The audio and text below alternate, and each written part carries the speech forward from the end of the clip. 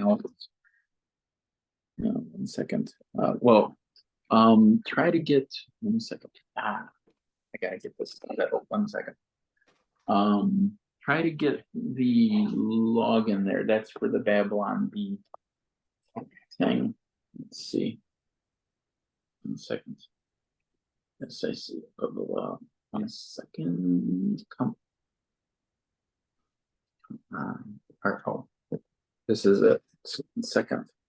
That should get you into the Babylon Bee thing. I click on the link here. Yeah. Well, yeah. Bro, 1 second. There's my screen. Oh, my screen is really off. Anyways, let me just resort my straighten inside of my screen.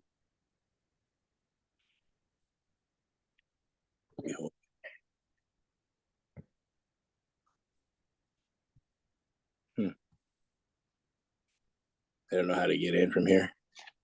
Wait. Oh, no. It's my email. It's what that? Okay. Okay, use my email. Copy and paste my email. Go to the Babylon Bee website. And then copy and paste the password. And that will get you in. And then you can they'll have a section where you can watch the film thing in that. Let's see. Perfect.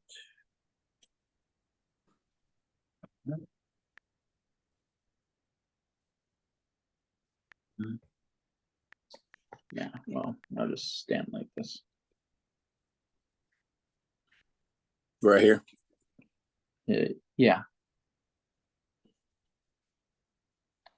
Yeah, and basically you like log in and then copy and paste my email and then the password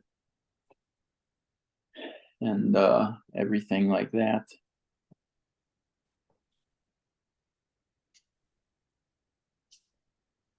And that will get you in, and then you're able to watch the part of that. And I got the same thing for the line in the sand thing too. And that for Tucker Carlson, James O'Keefe's thing.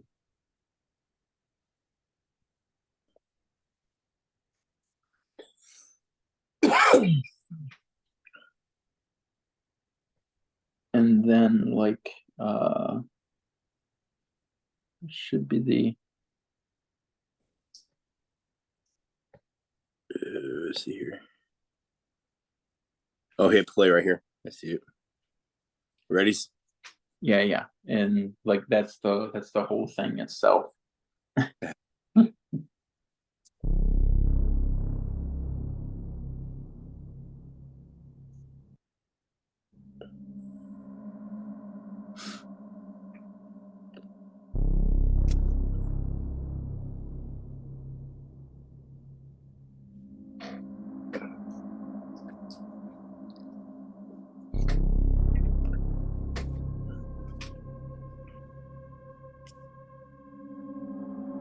Can you hear it?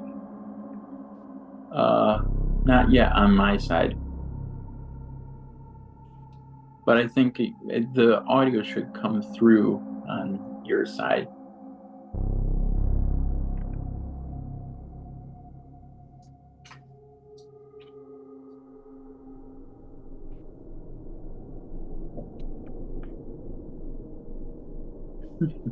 Can you hear it?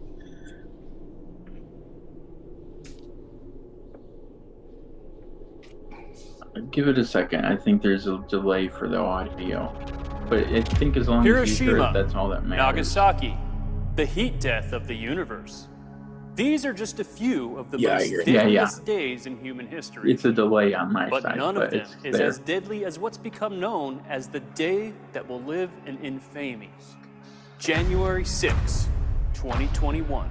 Certain dates echo throughout history, including dates that instantly remind all who have lived through them where they were, and what they were doing when our democracy came under assault. Dates that occupy not only a place on our calendars, but a place in our collective memory. December 7th, 1941, September 11th, 2001, and January 6th, 2021. Where were you on January 6th? Where were you guys on January 6th? In January? I don't remember. I'm not even sure. School, maybe. I work at a school. And January 6th of this year? I have no remembrance. I don't know, but I met you a week later. I have no idea. I was in Florida because that's the time I go back to school. But I don't know for sure. We graduated 2022. What's January 6th? Storming the Capitol, baby. No. Where were you on January 6th? I was there. I was in that mob that was going into the Capitol. Oh, gosh. Hi, I'm trusted journalist Garth Strudelfud. We at the Babylon Bee felt it was our sacred duty to put together the most comprehensive investigation into January 6th so far.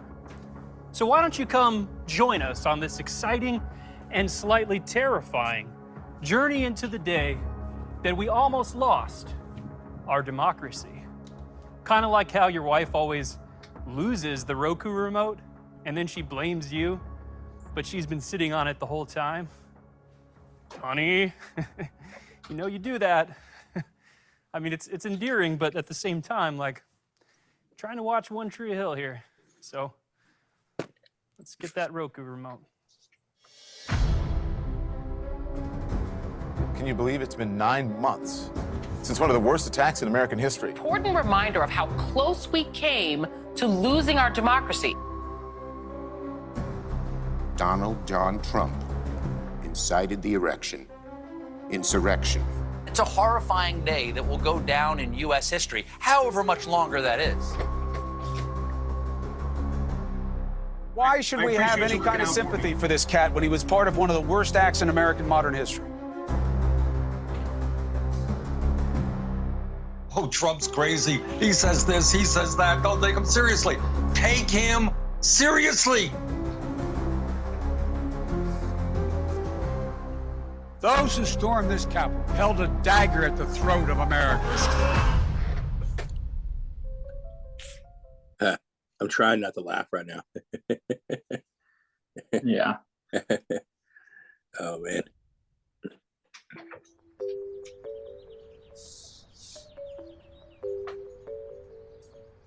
This is Washington, D.C., exactly as it appeared on January 5th, 2021, the day before the day that lives in infamy.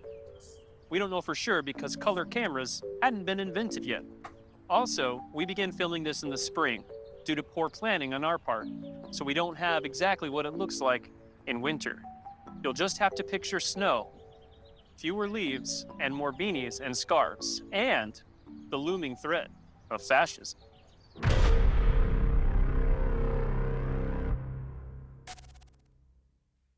This city was named after the inventor of peanuts, George Washington Carver.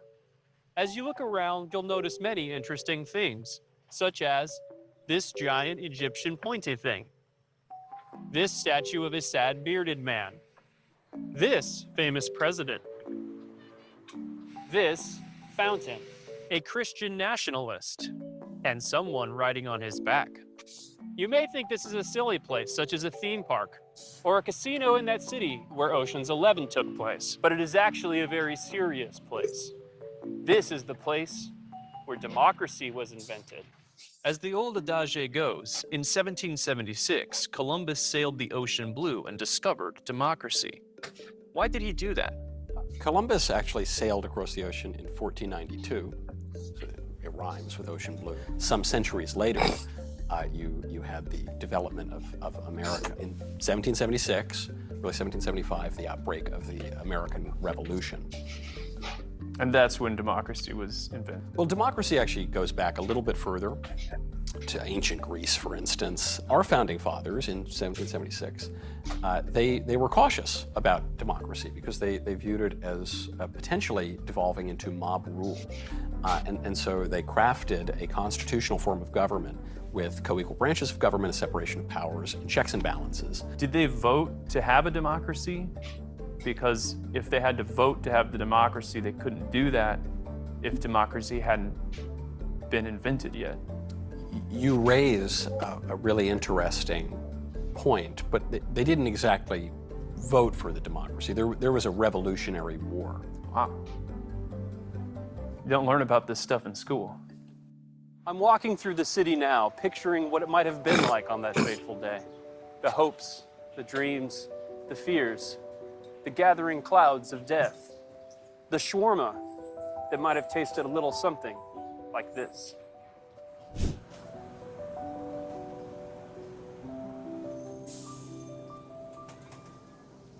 It is literally impossible to overstate how serious this topic is. And it is our hope through this documentary that we learn to never again repeat the mistakes of January 6th. Only people of impeccable moral character should ever be allowed to set foot on those sacred grounds. We're sitting down now with far-right extremist Dennis Prager. But to protect our audience from hearing any lies, we will be censoring anything we deem to be misinformation. Explain to us your opinion on January 6th. That is, I predicted the next day that as a let me mention, for example, the Stanley Cup fountain pens.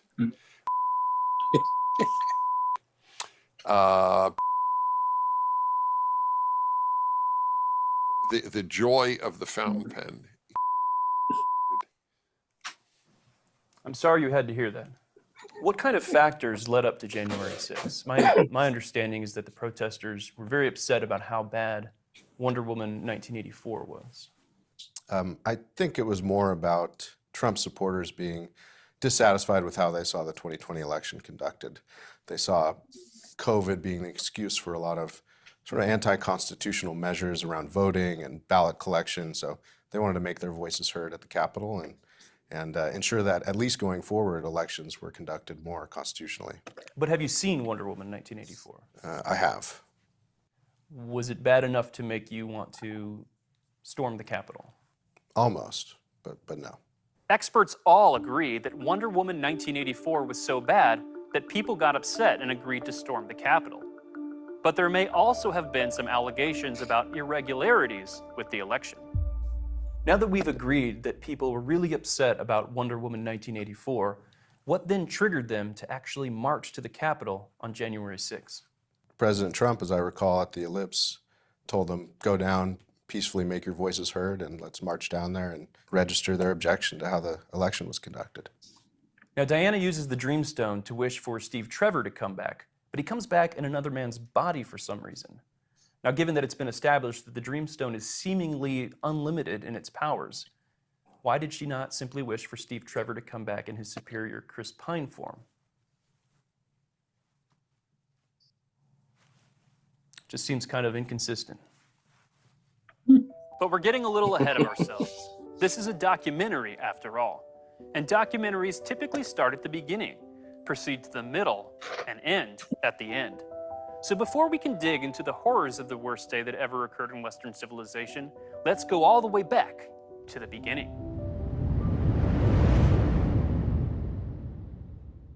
Millions of years ago, dinosaurs ruled the earth. And then they all died, and humans took over. China invented math, fireworks, and chopsticks. Romans conquered stuff. There was this guy, whoever he is. Druids hugged trees. Aztecs sacrificed virgins. There was a plague. The printing press was invented, eventually leading to the Animorph series. Martin Luther complained about the color of the Catholic Church's carpet. There was Napoleon, not dynamite. There were at least several wars and genocides. Humans kept enslaving each other. Trains, planes, and automobiles appeared, not necessarily in that order. The Beatles, Black Sabbath, Stryper, Robot Jocks, Pogs, NFL quarterback club for the Nintendo 64, Homestar Runner, Paul Blart, Mall Cop 2, the iPhone, Barack Obama, Ridley Scott's Prometheus, and this all led up to the darkest point so far in human history. Donald Trump getting elected in 2016. Donald Trump wins the presidency of the United States. He is now going to be called President-elect Donald Trump. The scene here is so different than it was a few hours ago. Some of them have been crying. This is painful, and it will be for a long time. United States of America. That's like the favorite one. How did Yeah. Trump go from an extra on a relatively uninspired Trying sequel, not to laugh. Home Alone 2, all the way to the White House? What led up to that? It is an extraordinary thing that he was the darling of Hollywood, that he was being asked to appear in big movies. Everybody seemed to love him until he rode down that escalator. He'd been raising issues, I think, in either presidential runs or threatened presidential runs for decades. Because he obviously tapped into very real, legitimate frustrations on the part of the non-elite in the country. People realizing that their liberties were being taken away, that vast numbers of people were coming into the country illegally. Foreign policy that wasn't really being addressed by the establishment. So he picked up those issues and ran with them. And That's why so many Americans grew to love him, because he said all those things you weren't supposed to say. If he was so popular, though, why didn't they ask him back for Home Alone 3 or Home Alone 4? well, those were completely different casts. And I mean, they even recast Macaulay Culkin, so. That wasn't Macaulay Culkin? No. Oh. Now, in the Home Alone franchise, Macaulay Culkin sets traps for bad guys that are trying to break into his house. In a way, is that kind of what Donald Trump does for liberals?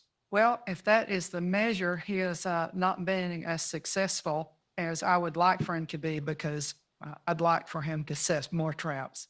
So in a way, President Trump's 2024 election would be like Home Alone 3. I don't know anything at all about his movie making. I never watched him when he was on TV, but I did watch him when he was president of the United States. He's a very strong man, and he's a very determined man, not afraid of the Chinese. He's not even afraid of the Democrats. So if you had a dreamstone, you would make no changes to Trump. You would just I wish Trump stays the same. I'm not a real fan of the hair, but You would change his hair? I think I would. Is there a Home Alone 4? Yeah, it's on Disney Plus. That's pro. I haven't seen it.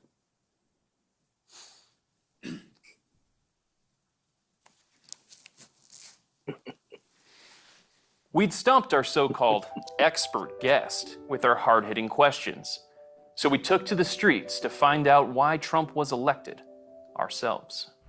At the Babylon Bee, we are serious about the news. So serious that we will even risk our lives to bring you 100% accurate information. That's why we decided to send out our very best reporter, Travis here, to the streets to interact with real-life Trump supporters. That's right, Garth. And I'm ready to hit the streets to find out why No. Watch your step. Come on. You're gonna stand on here. That's your mark. Just read the words. Read the words. That's right, Garth. I'm prepared to hit the streets and find out why anyone would ever support Mr. Donald J. Trump. In order to get close to Trump supporters, we soon realized that Travis would need a really good disguise. Utilizing the most advanced surveillance technology, along with a helpful tip from the FBI, we began searching for these dangerous individuals.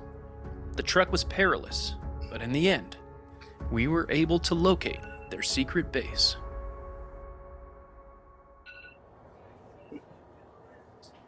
And this turns the average. Greetings, fellow Republicans.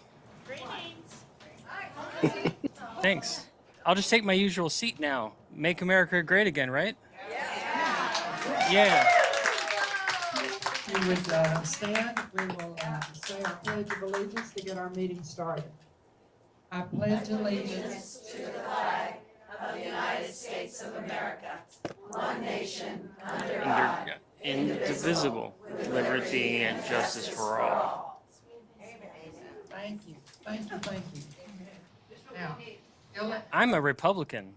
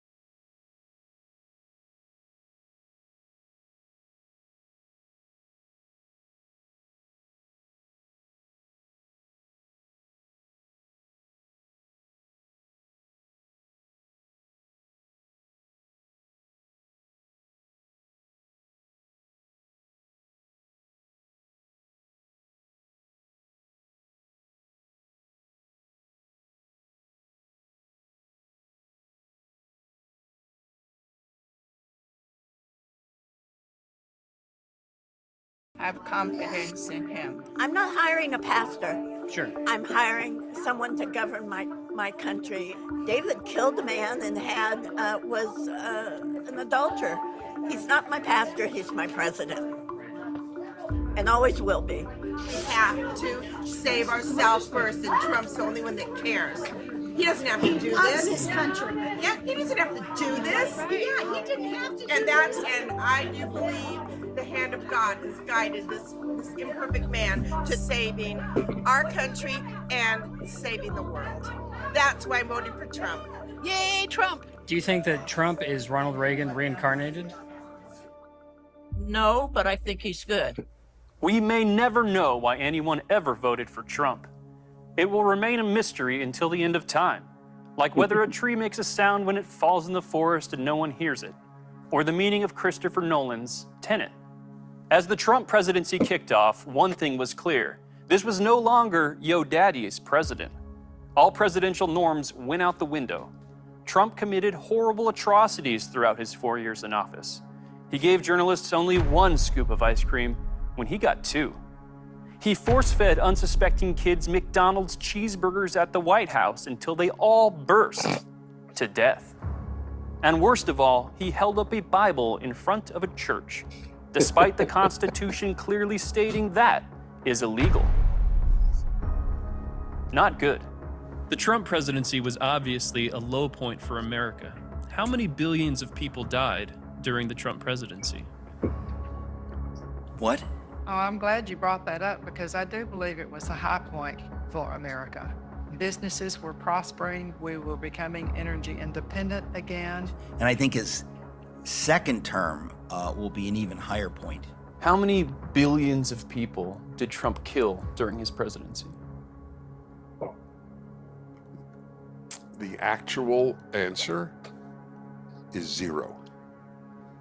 Wrong. How many people died under Trump's reign?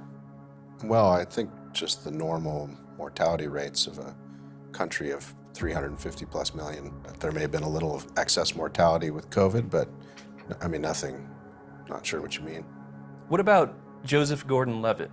Did he survive? I think he's still alive, yeah. Oh, okay.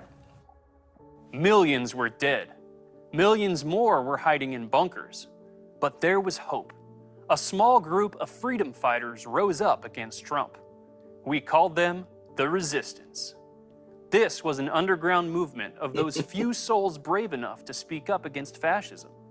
The resistance was a small grassroots movement made up of private citizens, the media, every university in the nation, all major corporations, Hollywood, Alyssa Milano, Microsoft, online knitting forums, Miley Cyrus, the dictionary, Facebook, Twitter, Google, Amazon, Stephen King, Stephen King's cat, my cousin Mary Sue, the FBI, CIA, NSA, DOJ, FAA, FFA, Eminem, a communist ice cream company, the real Slim Shady, Keith Olbermann, Marshall Bruce Mathers III, and of course, the Taliban.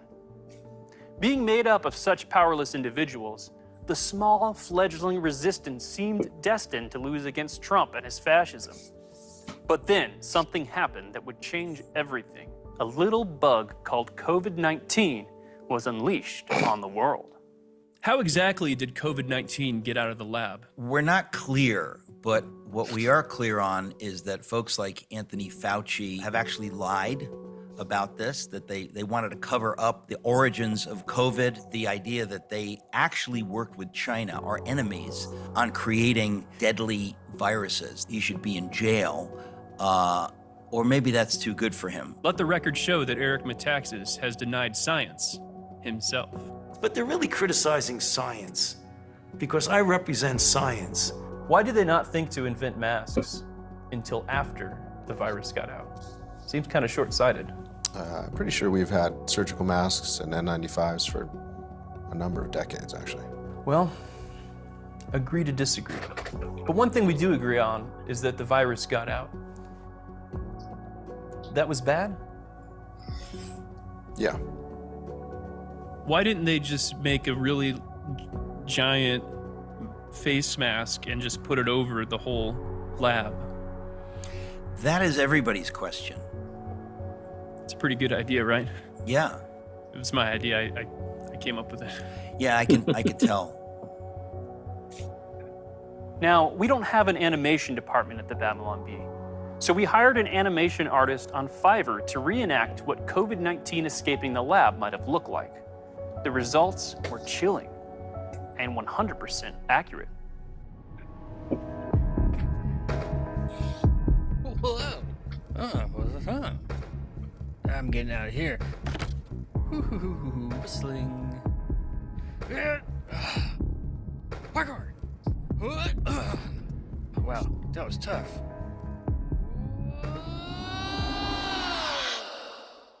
However it happened, COVID-19 busted out of that joint, and the world was thrown into turmoil.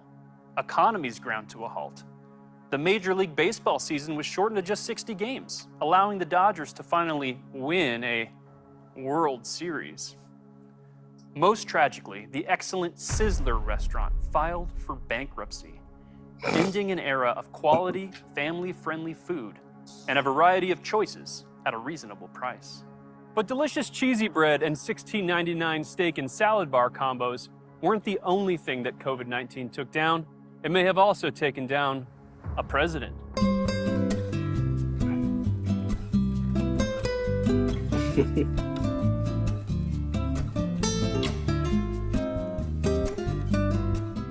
The pandemic had massive repercussions for the 2020 election, as many states implemented mail-in ballot procedures and made people stand on those little dots that were 6 feet apart at the polling places. Anyone who stepped off the dot was shot on sight. Sizzler is a great restaurant.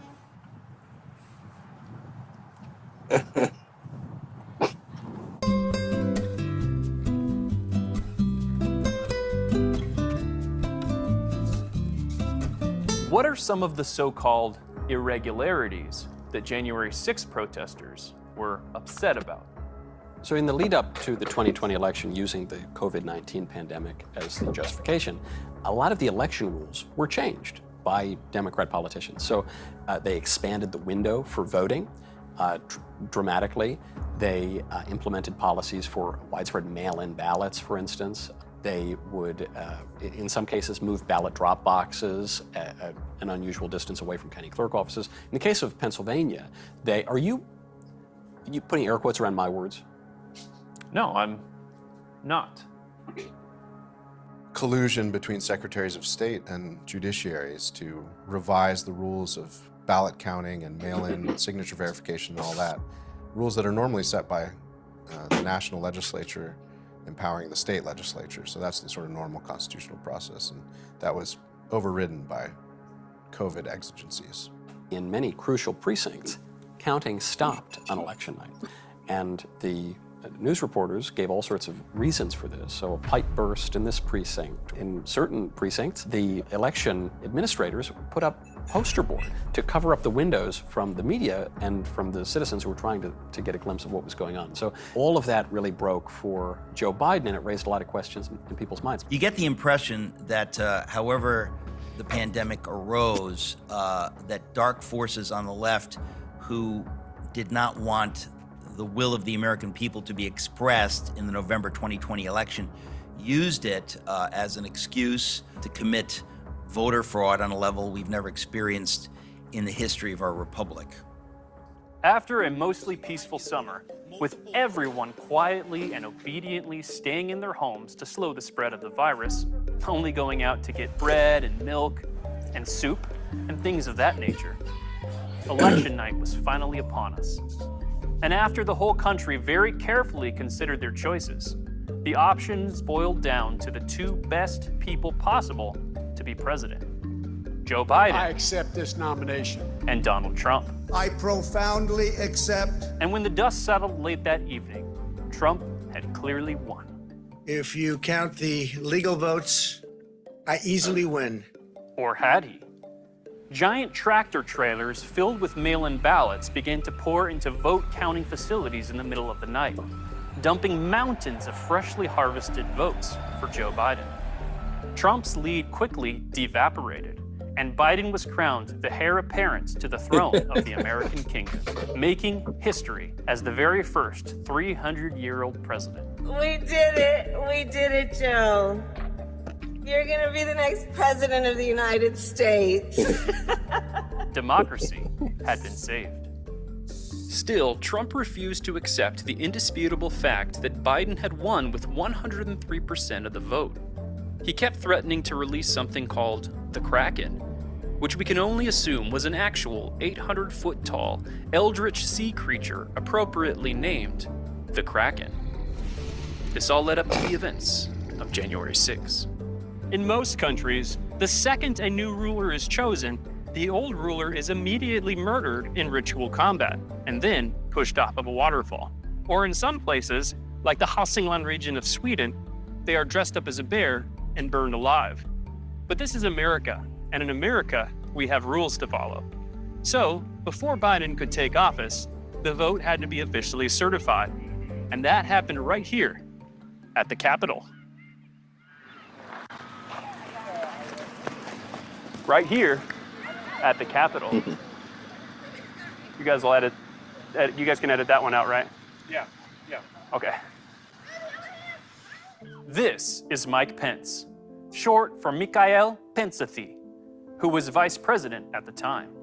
In the ultimate act of treason against Trump, he had suggested that he would certify the votes in direct violation of Trump's order to, and I quote, "Take the votes and throw them all in a huge dumpster, a big, tremendous dumpster, and then ship that dumpster via a big train to the Pacific Ocean, and then dump it in the sea," end quote. This represented the end of a once legendary friendship.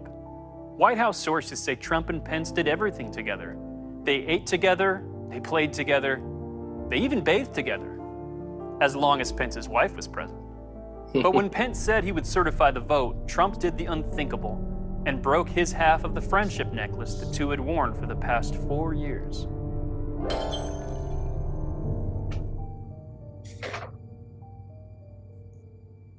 Walk us through the process that was set to take place at the Capitol on January 6th, this vote certification traditional ceremony. Yeah, well, both houses of Congress meet. They're presided over by the vice president, and the electors would have met about a month earlier, even a little longer earlier, to certify their state's vote, and then they transmit that certification to Congress, and it's counted, and decide who's president. Oh gosh, I'm sorry. This is incredibly boring. Could you explain it to me using Marvel characters? So I guess the Avengers represent each state, and they count all the votes from each state, and then they transmit those vote totals to Congress, and then maybe Congress elects or certifies the election of Iron Man as president. Can you explain it using Pokemon characters? Well, okay, instead of the Avengers, various Pokemon, Steelix, Squirtle, Charmander, Mewtwo, whatever. They all meet and they decide. It's Mewtwo. Oh, okay, thank you. And they decide that Pikachu is now president. You can't even talk. As Iron Man's coronation loomed closer and closer, a group of increasingly agitated Trump supporters began to gather in Washington, D.C., not the one where Sleepless in Seattle was set, to protest the certification of the votes. Trump addressed the crowd in a fiery, violence-inciting speech where he told everyone to go take over the government and install him as the God Emperor of mankind. I know that everyone here will soon be marching over to the Capitol building to peacefully and patriotically make your voices heard. My understanding is that Trump really riled up the crowd, and in fact, we have acquired some exclusive footage of Trump riling up the crowd. Let's take a watch. I want you guys to do is to go to the Capitol, okay? Be very violent. Overthrow the Capitol. Do an insurrection. Let's all chant that together now. Do an insurrection. Do an insurrection. You know, I have not seen this before, and I'll just be honest, that changes everything. I've got to rethink everything. Thank you for, being willing to show that to me. Let the record show that Eric Metaxas is now a Democrat. I think this might be what experts are calling a deep fake, or a very shallow fake. Well, we'll let the viewer decide. Agree with this so-called expert, or trust what their very eyeballs are seeing. Incited to violence by Trump, the protesters begin forming crude weapons, torches, and pitchforks. They even built some siege engines. Then they marched on the Capitol. The fateful attack had begun.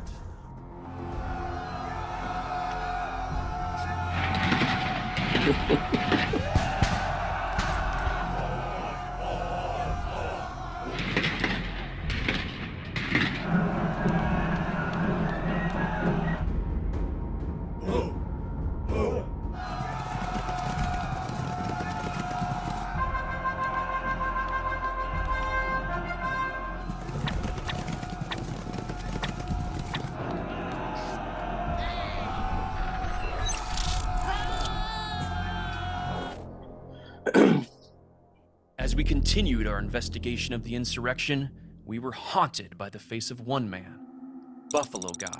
Just want to let you guys know, this is like the sacredest place. I know. Hey, no, I'm gonna take it. Sit in this chair. Buffalo Guy sat in a little desk thing in the congressional chambers, which legally made him ruler of the world for over 7 minutes. Say a prayer. Let's all say a prayer in this sacred space. We decided to get to the bottom of this, so we sent Travis out to track him down.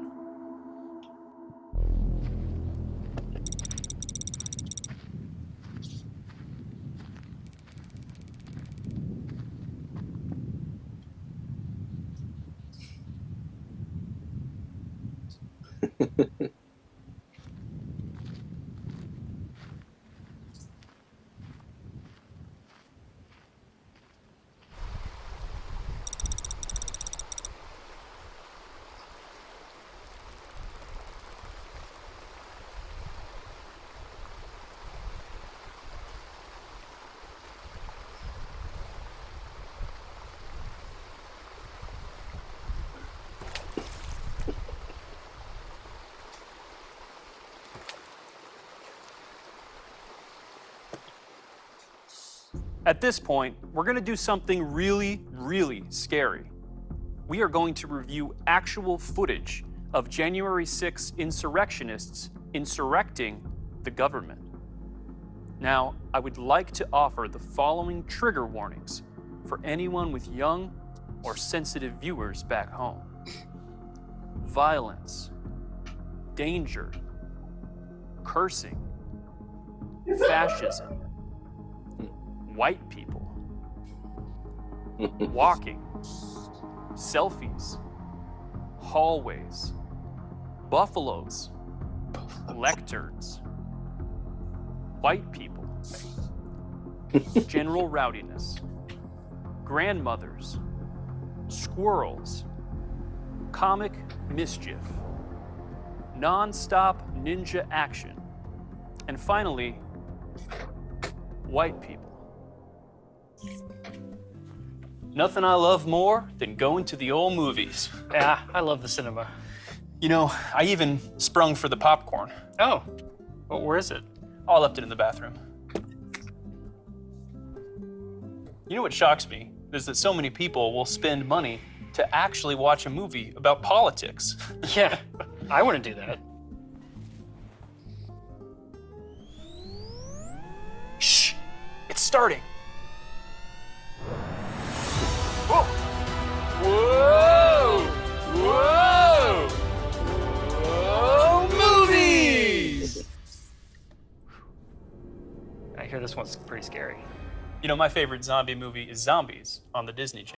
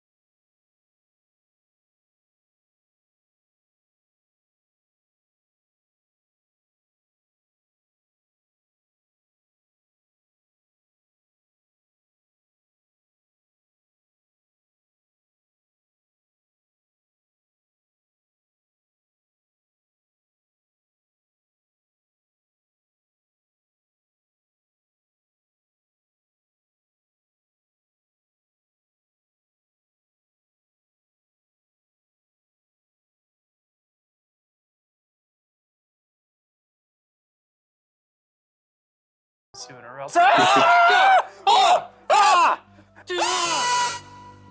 apologize for my outburst. I simply couldn't take the footage of those horrifying rebels any longer. So instead of actual footage, we are now going to watch a reenactment we asked our expert animator from Fiverr to create. White power, am I right? I am angry. Yeah, racism. Mad right Trump's now. gonna be my president. Trump's gonna be my Insurrect president. time. It's This insurrecting time. I'm going to insurrect. It's Climbing up the Capitol, climbing up the Capitol. Let's overthrow the government! It is time for insurrection. Now here's a treat. This is the actual barrier that was the only thing stopping America from becoming Nazi America on that fateful day, until a police officer gently moved it aside and let all the protesters in. Let us all thank it for its service.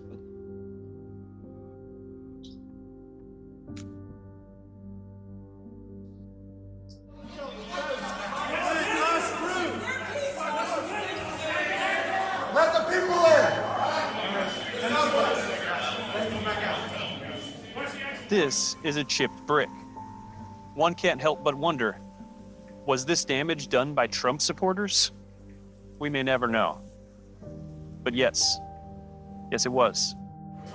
Yeah, we support you guys, okay? We support you guys. You can still find remnants of weapons from the battle, such as this one.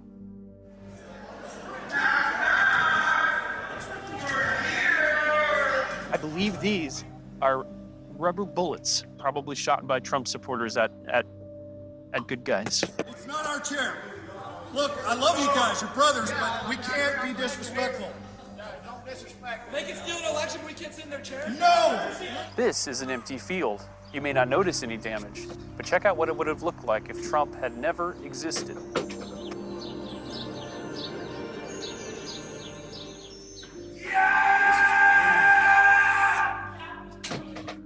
This is Martin Luther, a man who had a dream that one day his children would be treated the same regardless of their skin color. Look how sad he is now that Trump has insurrected the government. In the most terrifying moments of that fateful day, Representative Alexandria Ocasio-Cortez was murdered over 7 times in this very spot. I did not know if I was going to make it to the end of that day alive. And not just in a general sense, but also in a very, very specific sense. And it is not an exaggeration to say that many, many members of the House were nearly assassinated. Republican members of Congress didn't wear masks. There were QAnon and white supremacist members of Congress who would create opportunities to allow me to be hurt, ordered by Donald Trump to attack the Capitol. Do an insurrection! Do an insurrection! Using dark magic gained from their communion with the underworld, Trump supporters had acquired the ability to vanquish her, even though she was in an entirely different building at the time. Scary. Did Trump supporters on January 6 steal the Statue of Liberty? No. Did they damage the National Museum of African American History and Culture? They did not. Though, well, I won't say anything further. Did they steal the Declaration of Independence? I think you are confusing them with Nicolas Cage. Did Trump supporters break this potted plant? You just did that. Can you name even one day that was deadlier than January 6? Yeah, any weekend in Chicago. Can you name 2 days that are worse than January 6? Any weekend in New York City. But January 6th was not a deadly day. It was not even a deadly day to democracy. It was an unfortunate day. I wish it didn't happen, but nevertheless, it has been hyped and lied about and used to suppress liberty in this country. I said that the Democrats would use it, the left would use it, the way the German regime used the Reichstag fire. And I'm not comparing Democrats to Nazis, I'm just comparing use to use. You named 17 days that were worse than January 6. Now, simply watching footage may be enough for some journalists, but we are not some journalists. We decided to actually talk to a few of the violent criminals who literally ended democracy on that fateful day. This is Siaka Massaquoi. He is really, really dangerous, and not for the reason you might think. This man, despite what you might assume about him politically, because he's actually a far-right extremist, MAGA Republican. And we decided to go to his house and get him to admit that he is a dangerous criminal. American flag, Pepe the Frog. I think we found the right place.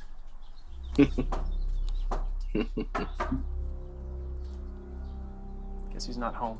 Sometimes this stuff happens, but we tried. I guess we can just... Yeah?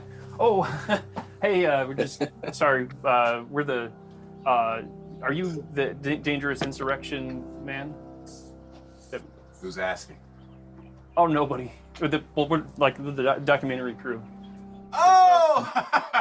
Hey, come on in, yeah. Oh. I was expecting you guys. Okay. Sorry about that. All right. You never can be too careful around here. Come on in, yeah. All right. We're in. Into the lair of darkness I go.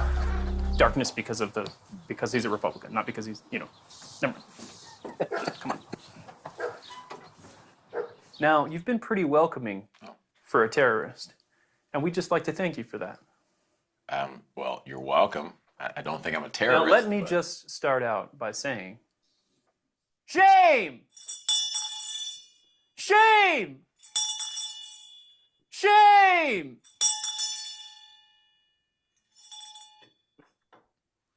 Now that we have that taken care of, we would like you to detail for our viewers the full extent of your crimes and leave nothing out. They have already been provided with an extensive trigger warning. Okay. First off, I don't believe I committed any crimes. I mean, I was there on January 6th, went and listened to President Trump's speech.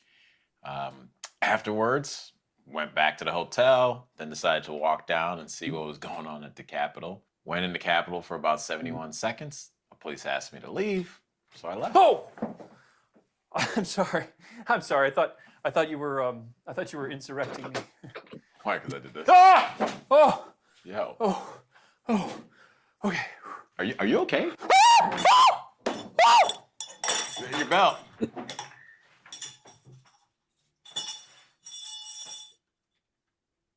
Bro, you all right? Like, I feel like this is one of the most reasonable, like, storming of a Capitol we've ever seen. Like, the guy's like, hey, man, we're going to get you, but chill out. I want to see it for myself. I'm in LA. Yeah. Yes, I was wondering, can I get a tour of the Capitol, the Senate? We're trying.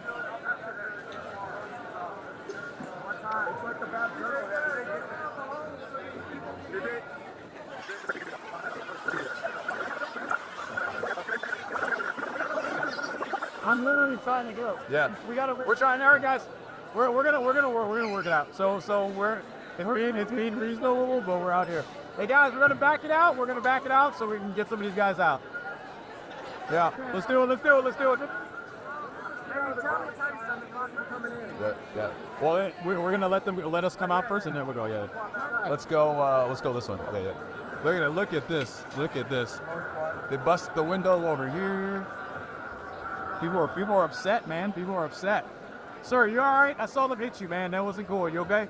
Just remember, guys, a lot of people here, their jobs have been ripped away by the same people in this Congress right here. Their jobs have been ripped away, so a lot of people are here frustrated, not with you, but with the idea that they can't be free in their own country. Let's be aware of that too, people, please. They can't be free to do their own job. Despite Siaka's attempt to insurrect me, the interview had to continue. Please finish your story. First off, I didn't insurrect you, but anyway, a few months later, after January 6th, FBI raided my home. They took my laptop, took my cell phone, didn't arrest me or charge me or anything. I've been getting harassed every time I fly at the airport, and on November 30th of 2023, they arrested me on the tarmac while I was there with my pregnant wife. They separated us, spent a night in jail, and now I'm in the court system fighting for my freedom and fighting for what I believe is right. So. Shame! Shame! Shame! Shame! But even scarier than the black guy was this man. Born in rural Tennessee, his parents named him Lectern Guy, a name that portended his ominous fate as the guy who would pick up Nancy Pelosi's lectern and move it a terrifying 20 feet. So where were you on January 6th? I was in Washington, D.C. Suspiciously close to the incident.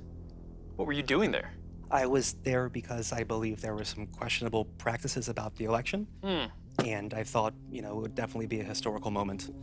So I wanted to be there to witness it. Quick follow-up question. Why are you evil?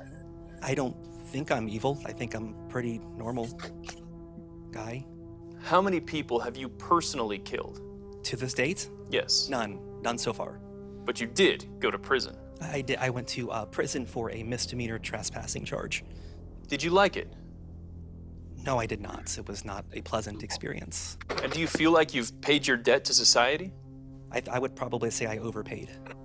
I had my PlayStation account banned.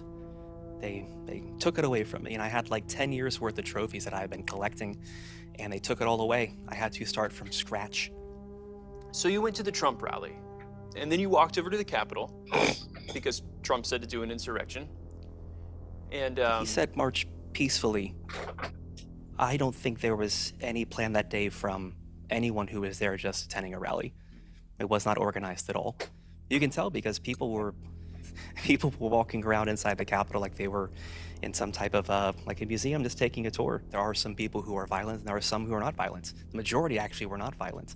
But when we generalize entire groups of people and say all these people are bad, it's a very, very dangerous precedence we're setting. Because we're basically saying protesting, free speech, showing up and having a disagreement with your government is wrong. And that's the foundation of our country. so you picked up the lectern, it was? Nancy Pelosi's personal, private lectern. It's not her personal private lectern. The Speaker of the House gets to use the lectern. It's the property of the people. So you took Nancy Pelosi's personal private lectern from the building? I did not take it from the building. That is a lie that was been told for a very long time. I moved it 20 feet. It was sitting out in the open. I did not break into an office. I did not go into an office. It was sitting out in the open, and I moved it from one point to another. But did you ask for its consent? Well, it's an inanimate object, so no. Well, we have a surprise for you. In this room right now, we have the lectern. We would like you to apologize to it. You want me to apologize to the lectern? Yes. Go ahead. We'll wait. Sorry, I guess. Sorry. Didn't sound like you meant that. We decided to find out just how scary Lectern Guy's insidious actions were by asking him to reenact his terrorist theft in front of a focus group. You may begin. Do I have your consent to move you? Okay.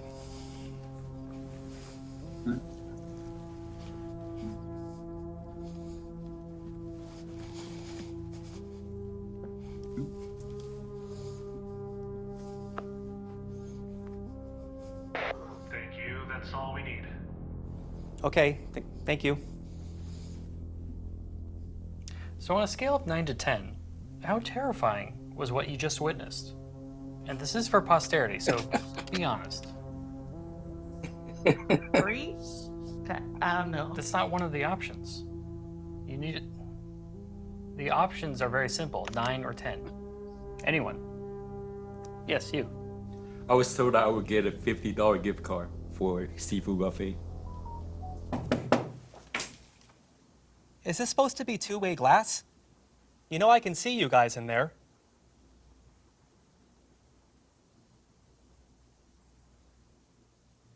These scary criminals and thousands of others pressed forward. The day dragged on and on. The battle lines both ebbed and aflowed. We came within an inch of losing our country. But as night fell, the Trump supporters finally dispersed. Democracy had survived, but just barely. The events of that day would haunt our nation for millions of years to come. Pew, pew, pew, pew! You're dead. Trump hides in plants. Oh, invincibility. Yeah. Oh, I'm gonna be the dinosaur. No, I get to be the dinosaur. What? You can be the chicken. I want to be the chicken. It's just chicken. He's the most powerful. What? Is it? Oh, yeah. I mean, I don't...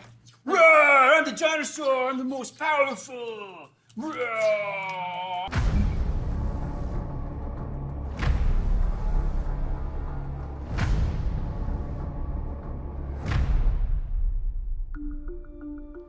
In the aftermath of that bloody day, conspiracy theories began to abound about who was behind it. Some even theorized that the FBI was involved, egging protesters on and pushing them into the building. Now, these conspiracy theories are actually pretty interesting when you think about it, because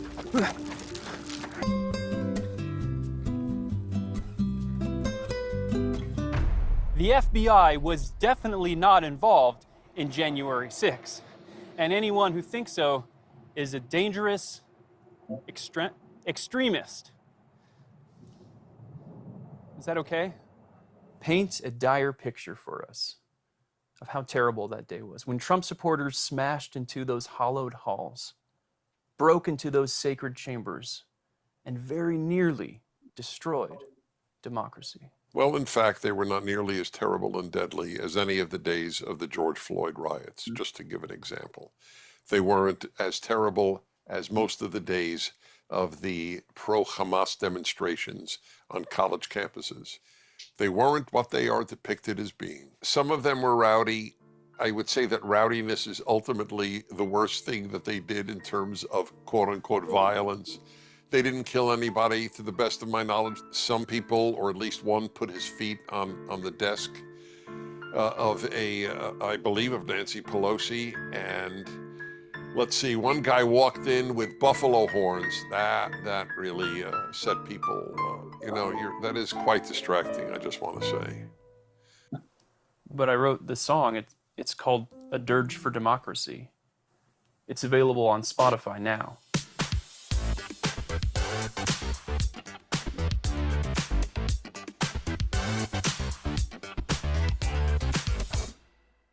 Washington, D.C. is literally filled with memorials.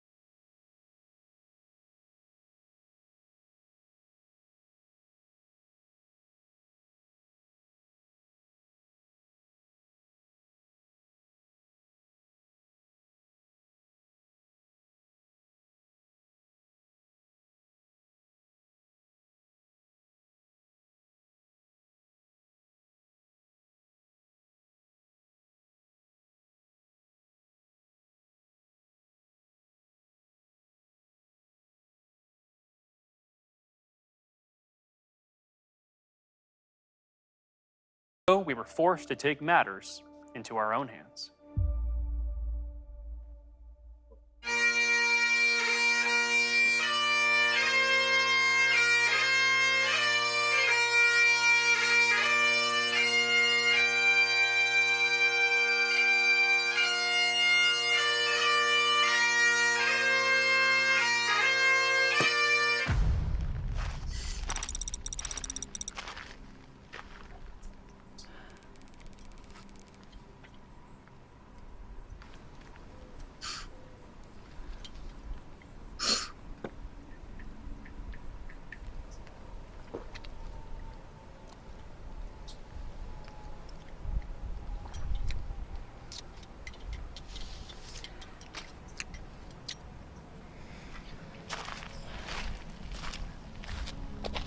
After witnessing these shocking events, you surely feel as we do that these criminals should be punished as severely as possible. Well, prepare to smile, friend, because the civil servants at the FBI have been working as hard as possible to make sure these dangerous criminals who embarked upon that fateful Capitol tour all end up behind bars forever. Let's take a look at all the criminals the FBI has punished. Siaka Massaquoi. Crime. Standing in Capitol doorway and taking a selfie. Punishment. Raided by the FBI. Currently awaiting trial on 4 misdemeanor charges. Justice served. Ronald Maccabee. Crime. rendered aid to a Capitol Police officer. Punishment: held for 2 years without trial, convicted of 6 felonies and a misdemeanor, with prosecutors seeking up to 17 years in prison. Justice served. Lectern guy. Crime: moved to lectern. Punishment: 75 days in prison, a $5,000 fine, and the permanent suspension of his PlayStation Network account. Justice served. Buffalo guy. Crime: took over the floor of Congress, legally making him the ruler of the United States for over 7 minutes. Punishment: 300 days in solitary confinement and sentenced to 41 months in prison. Justice served. Grandma. Crime: prayed for her country. Punishment: arrested and convicted of 4 misdemeanors and fined $100,000. Justice served. Black Lives Matter protesters. Crime: $1 billion in damages, 13 deaths, thousands of businesses destroyed. Used $12 million of donations to purchase mansions, and worst of all, burned down the Arby's on Snelling Avenue. Punishment: lauded by the media, nearly all charges dropped, bailed out by Kamala Harris. Justice served. It's really neat that the Constitution specifically allows you to imprison your political opponents. Do you think that that's neat too? I don't mean this in any sort of derogatory fashion. I mean this in a purely clinical way. I just have to know, are you retarded?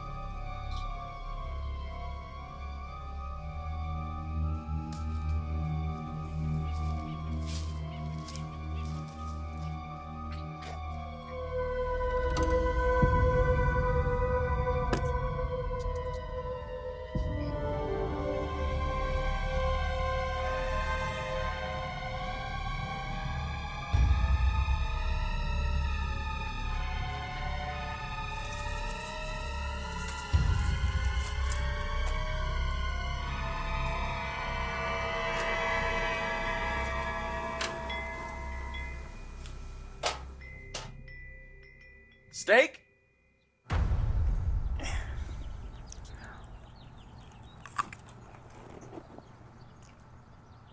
Mmm.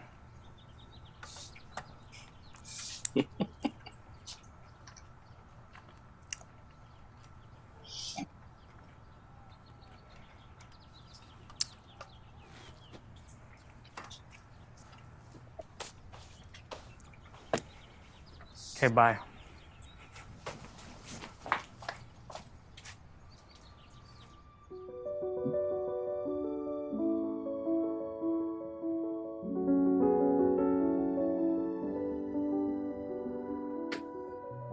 Where do we go from here as a nation?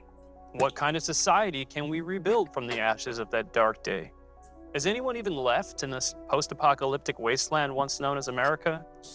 Where are my pants? We don't know the answers to these questions, so we asked the experts. If you question election results, doesn't that mean you hate democracy? Not necessarily. If that were the case, Democrats would be in a pretty bad spot because Democrats have questioned many of the most important elections of the last 20 plus years. So you think of Bush v. Gore in 2000. Which Gore won. In 2016, Trump versus Hillary. Hillary Clinton won. Hillary continued to say that after the election because she wouldn't accept the fact that He knows he's an illegitimate president. Down in Georgia, Stacey Abrams ran for governor, and Stacey Abrams, for months, for years after that election, she continued to maintain that somehow the election was stolen from her. But in Star Trek, Stacey Abrams was president of United Earth. I don't think the Star Trek canon is legally binding in America. How can we protect democracy from ever being insurrectioned by Donald Trump ever again? Is there some sort of phantom zone we could send him to? I'm not familiar with the term Phantom Zone? It's like a big space prison in the Marvel, DC, Marvel's negative zone. Yeah, not ringing any bells for me. But is there somewhere, a way to prevent? I was watching CNN, and they were saying you have to save democracy by making sure that we can't vote for him. You're still watching CNN? Let the record show he's still watching CNN. The idea that they wanted Trump so badly that they're stooping to this lawfare and that they're trying to throw the kitchen sink at him kind of proves that they've given up on the whole let's win this election thing. That should tell you something. Phantom Zone! Although our legal experts believe it's against the law to send someone to the Phantom Zone without due process, brave guardians of democracy are still fighting back. Nancy Pelosi impeached Trump 6 or 7 times. Some say if you put your ear to a seashell, you can still hear her impeaching Trump to this day. Therefore, today, I'm announcing the House of Representatives moving forward with an official impeachment inquiry. Several states, including Colorado and Maine, even protected democracy by ruling that the people could not vote for Donald Trump at all. Do you guys think that Trump should be banned from running? Yes. Yes. I don't think anyone should be banned from the ballot. I don't know if he should be banned, but I don't think he's a good candidate. Personally, I feel he should. I don't think he should be banned from the ballot, no. I feel like probably. No comment. No comment. No comment. Sugar Daddy Trump all the way. Do you guys think Donald Trump should be banned from running from office? So I don't know. Probably not. Absolutely not. That's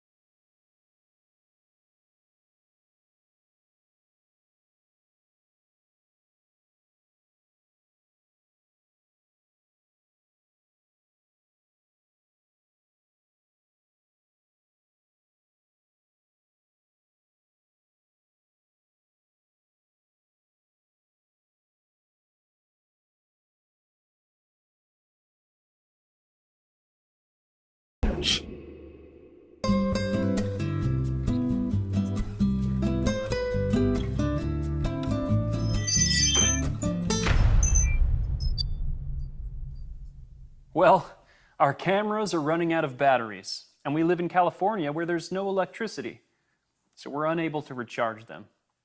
But before we wrap up this movie, we thought it would be appropriate to have a moment of silence for those killed by violent insurrectionists on that fateful day. So please stand, place your hand over your heart, and say a little prayer to the non-denominational deity of your choice, as the name of every single person who was killed by a Trump supporter on January 6 scrolls on the screen in front of me.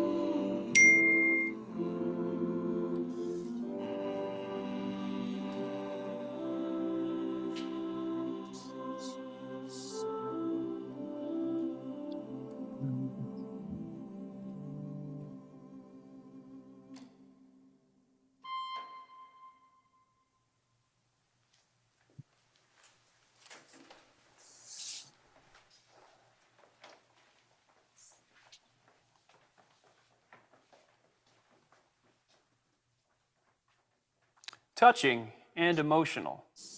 But let us not despair. The fallen would want us to move forward. The fallen would want us to blow out the fire of fascism.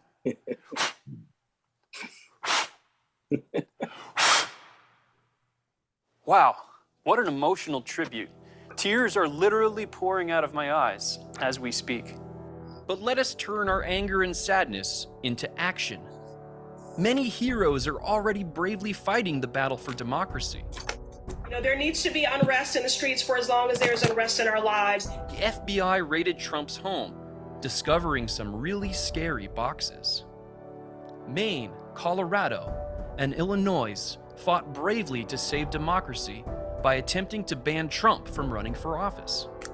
And progressive prosecutors across the country are working to imprison Trump for heinous crimes, like clerical paperwork errors, shrewd real estate deals, and failing to rewind a VHS copy of The Big Green before returning it to Blockbuster in 1997.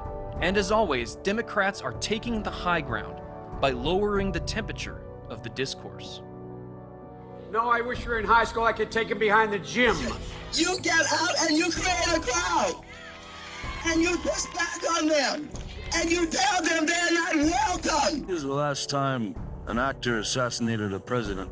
But Trump is still up to his old tricks. He even went so far as to fake an attempt on his life by exploding his own ear with his mind.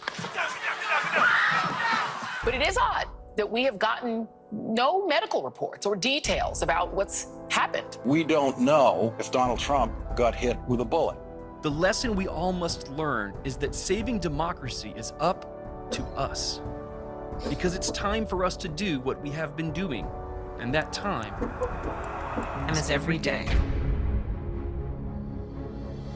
The only way to fight fascism is by seizing power and using violence.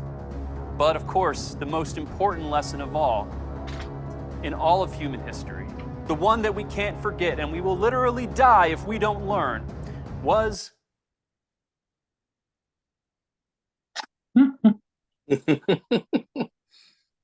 There's like a few more minutes. Yeah, no, it's funny. Because the guys are in the Phantom Zone thing. They say something.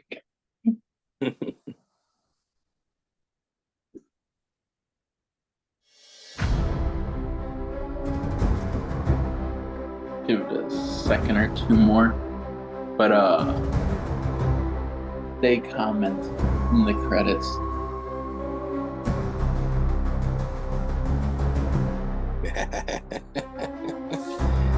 Oh man,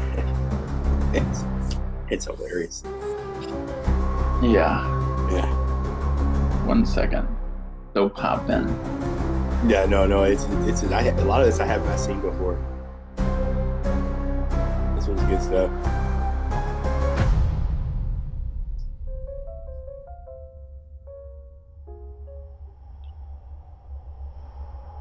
This is Eric Metaxas broadcasting live from the Phantom Zone, which is evidently a DC Comics thing. And it's evidently very real. I can handle the Phantom Zone. I cannot handle Eric Metaxas. I bankroll this whole thing. I tell you guys, yeah, sure, go ahead. Make your dumb little movie. And this is the thanks I get. This is where you stick me for my cameo. I'm in the Phantom Zone with these freaks. Is that Eric Metaxas? Oh, hey. What are you in for? I recounted the political violence of BLM and Antifa in that whole summer of 2020 and how the mainstream establishment liberals encouraged it. Even the Vice President of the United States now, Kamala Harris, she raised money to bail the rioters out of prison. And the staffers for Joe Biden, they also raised money to bail him out of prison. But then the establishment media totally obfuscated and prevaricated. They called it a summer of love, and instead focused on the supposed political violence perpetrated by Trump supporters on January 6th. But of course, the only person who was killed in political violence on that day was a Trump supporter herself. She was killed by a police officer. So I guess he didn't like that. What about you? I just said I didn't like Sizzler.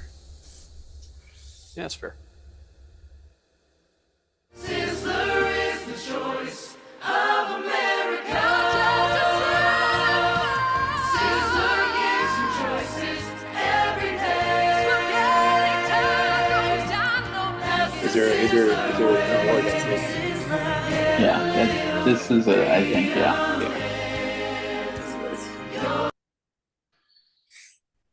Yeah. But yeah, that would be that. Stop sharing. Oh man, a lot of that I have not seen. It's Yeah. a Well, lot. you got- A lot what? stood out to me. With most of my research is like in what's happening in Ukraine and Russia and just around the world with upcoming World War III, maybe possibly. What stuck out to me in this video was January 6th to me looked like work of NGOs, something I would normally see in organizations like the NED. So yeah, it kind of was interesting to me. That's all. It was what stood out to me was something that was planned. It wasn't spontaneous. It wasn't people trying to take over the government. I didn't see any of that. So no, yeah. Yeah, it's interesting. It was good. Yeah, but still, like, either way, it was like that, and you can, since you got the login, you can watch it again or share it inside the family or so. Yeah, of course. There's the other survey. Yeah, sure. I'm gonna call. What? Hello. Hey, how you doing? So I'm leaving I'm leaving home. I'm going to the Grey Cafe. Okay. Do you have a key? Yeah, I have the key. Yeah. In my The bottom lock. Just close it. Okay. And you can join me. I can send you the address. The address. Yeah. So I will be there maybe for 2-3 hours. Okay. Meeting someone or just there? They have a board game.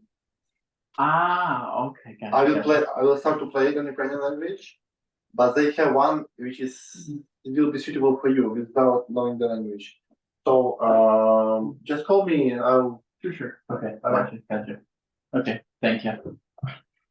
Anyways, but yeah. So, like, that's why I thought of watching it. I also have the line in the sand one as well, and I think I could be wrong, but YouTube flagged the video. YouTube did, but they didn't deny it because it was a music selection. There's something in what they had gets picked up, but it doesn't block it.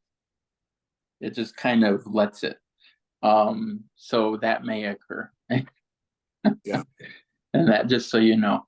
But yeah, I mean, and then there's the line in the sand one as well and everything. So it's like that. And boy, oh, what can I say? What about Facebook? I don't know. They may not. Depends. Because I always embed the videos. So I haven't had too many problems. Sometimes YouTube will hit me with copyright, but it depends.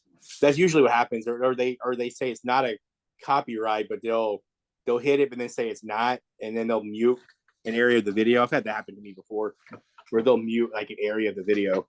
So Yeah. yeah, but it's an interesting thing. yeah. Trying to.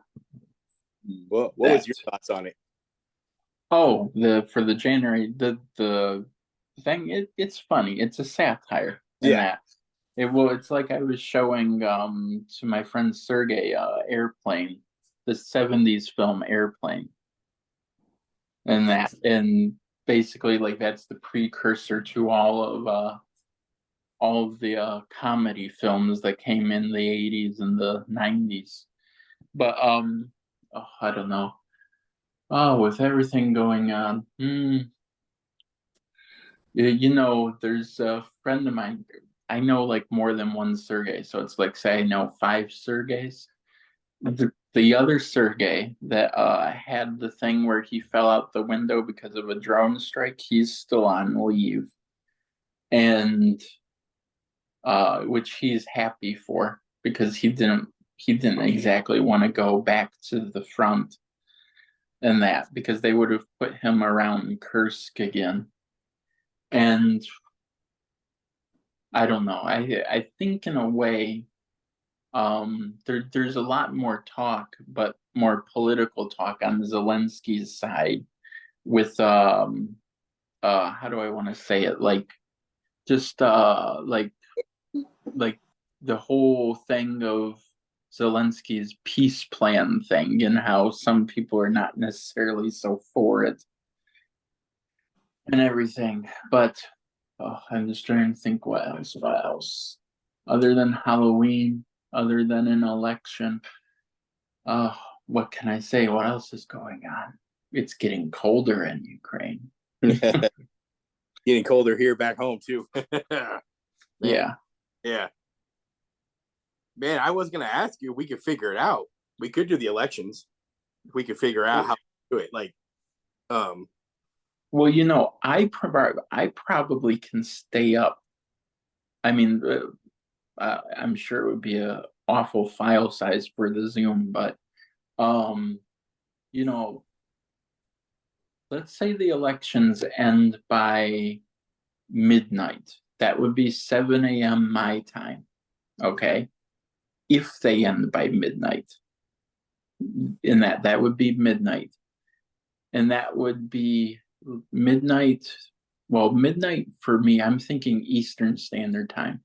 So that would be 9 p.m. for you, right? Right. I'm gonna check my phone right. Yeah, to see. Because there's a friend George. I found out my friend George, he somehow burnt out his laptop. And like he's wanting to watch the election live. And I mentioned this.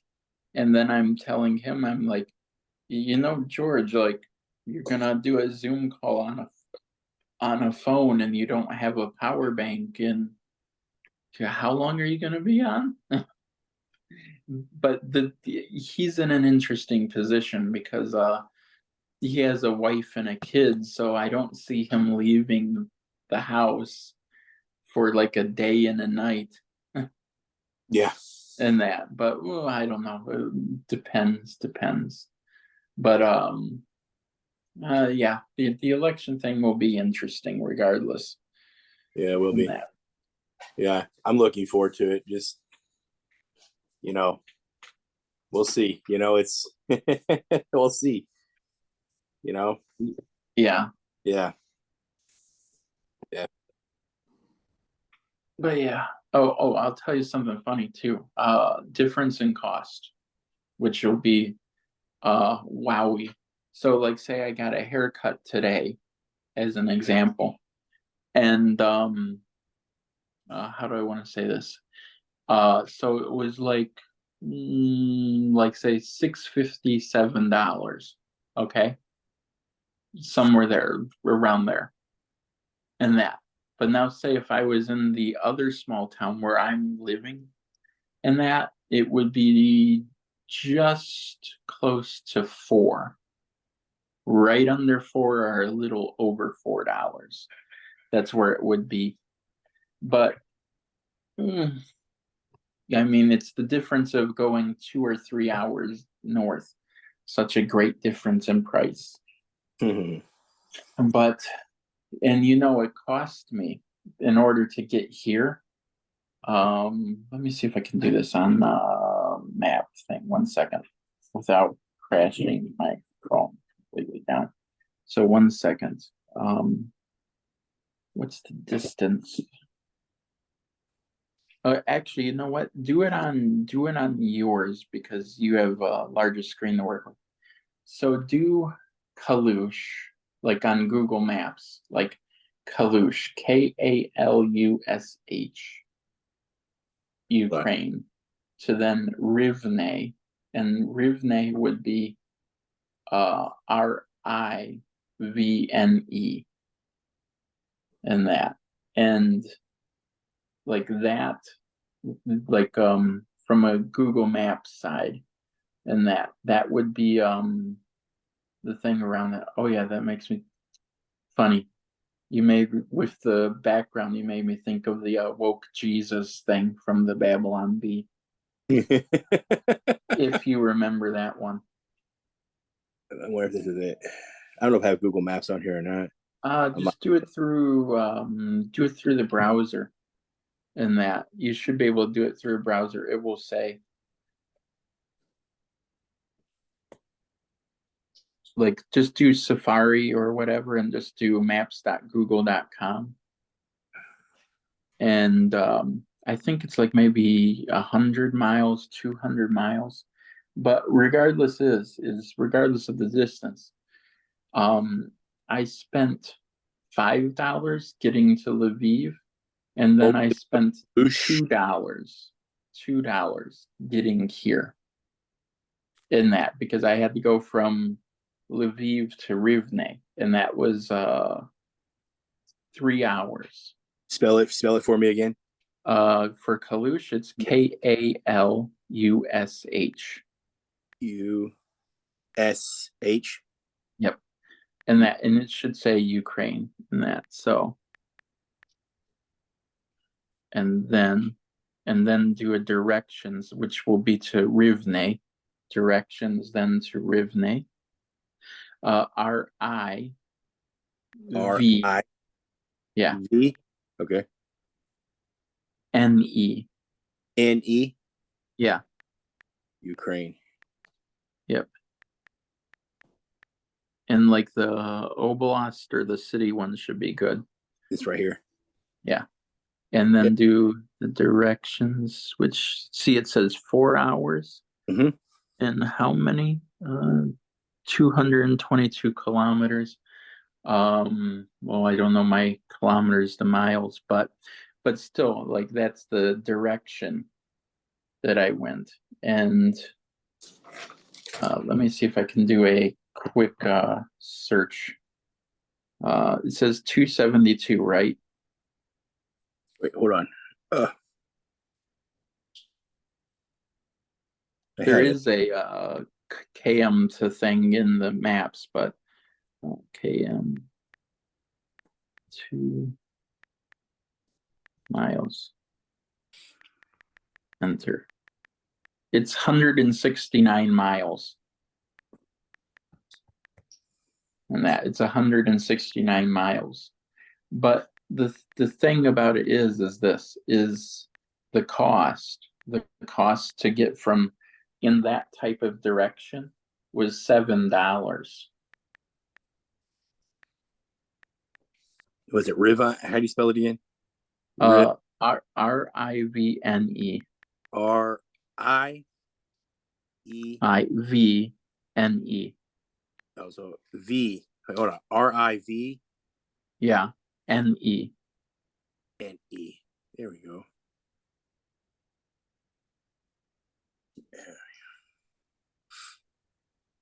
So there we go. So yeah, it's 4 hours, 272 kilometers. Which is 169 miles. Yes. But the cost by bus and then by train, all total, was $7. Jeez. And that because I did 2 hours. Basically, I did 2 hours where you see Lviv off in the corner. And that Lviv is off to the corner. It's the little circle there.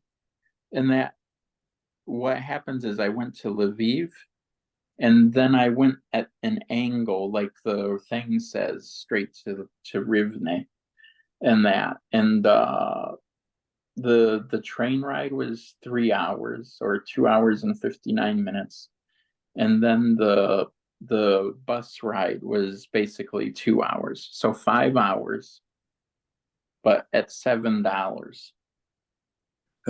Wow. So in short, they don't have direct routes, but the cost is still low. Wow. That's so cheap.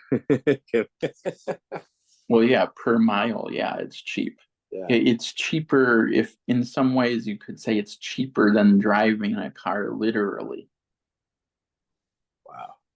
And yeah, the quality wise is decent, and that the buses are a little bit, they're not bad, they're just cramped. So they try to cram a lot of seats into a small area, and that. So you'll have like 2 or 3 rows where there should be like 2 rows. Right. And then like basically, like if you're a bigger guy or a smaller guy, you're like bunched next to each other in that. And there's a way around that for traveling. They would have what they call blah blah car. So it's basically, it's their version of like a group Uber or a group taxi. But in the blah blah car, it's basically someone like, the blah blah car is the idea that, let's say if you're driving from one town to another town and you want to cut the cost of gas. So you tell a bunch of people on a website, hey, I'm traveling from point A to point B. And if you want to join me, you can, like as just a passenger. And you would pay a few dollars, $5, $10. So it's a way to cut down on the gas in that. But regardless of what it is there's that, but that can get a little bit uncomfy as well. But the bus is fine in that. But the train is far better quality in that. And the train was 120 grivna, so that was $3. It was $3 to go from Lviv to Rivne. And that, or like $3 and like 5 cents or 10 cents. Right. And that, but still, that was just 3 hours. So like it's $1 per hour in a way, by map wise. But like, so like, instead of it going where it tilts up over, I went Lviv first and then over. But Right. just like that. Mm-hmm. No, What? No, I was just seeing what you were talking about. Yeah. Yeah. I was zooming in. Yeah. Yeah.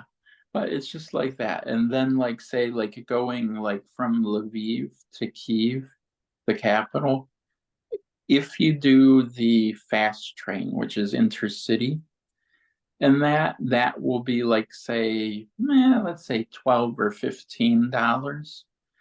And that will take 6 hours. There is trains that will take 12 hours or 14 or 15 hours, but it's because they drive slower. They drive like 40 miles an hour or 20 miles an hour. Right. And that it's based on their speed. The intercity one will do about, say, 80 or 90 miles an hour. And that by train. And that, so it's just kind of how I do my little bit traveling and that. And then of course travel is like that, and everything else.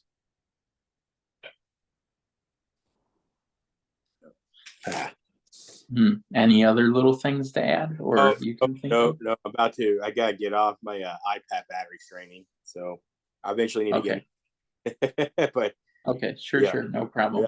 Yeah. Let's definitely We'll shoot again next week if you can, and so maybe we could. What's that one video we're talking about? The sand. The one. line in the sand. And the line in the sand. Maybe we can do that next week. Yeah. Okay. And we'll talk more about the January 6th video too next week before we watch the other one. We'll talk a little bit about that one, but I want to get some more intake on that next week as well. But other than that, it's a good session, man. Enjoyed it. Yeah, sure, no problem. Yeah. Thanks for sharing that. Yeah. Take it easy. Yeah, you too, man. Enjoy your time, man, with your friend. So yeah. All right, man. Good talking. Okay. Yeppo. Yep. Bye.